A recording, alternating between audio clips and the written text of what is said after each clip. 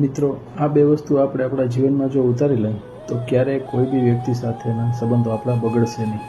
એક કે કોઈ વ્યક્તિ તરફથી આપણે કાંઈ બી વેલ્યુ મળેલી હોય, પછી એ પૈસાની દૃષ્ટિએ મળેલી હોય, લાગણીની દૃષ્ટિએ મળેલી હોય કે કોઈ બી રીતે, તો એને તરત જ એપ્રિશિએટ કરીએ અને થેન્ક યુ કંઈ એને યાદી આપીએ કે ભાઈ તમારા તરફથી અમને બહુ મૂલ્ય મળ્યું છે.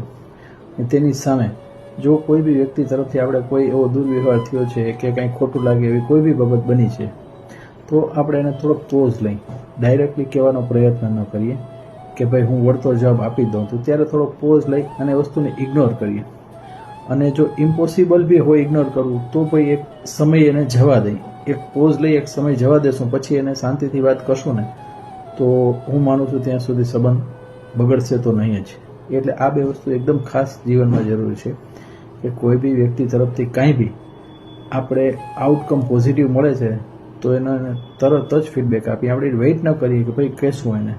થેન્ક યુનો આભારનો ભાવ ત્યારે વ્યક્ત કરી દે. અને જ્યારે કાંઈ બી આપણી લાગણી દુભાય એવો કાંઈ બી વ્યવહાર થાય છે તો ત્યારે આપણે થોડોક પોઝ લઈ લઈએ, એક સમય જવા દઈએ. આનાથી આપણા સંબંધો ઓવર ગાઢ બનશે, ઓવર મજબૂત બનશે. અને લાઈફ જીવવાની મજા ત્યારે જ છે કે જો સંબંધો છે. સંબંધો વગરની જિંદગીમાં કોઈ મજા નથી. આ ખાસ ધ્યાન રાખજો. જો આ વાત તમને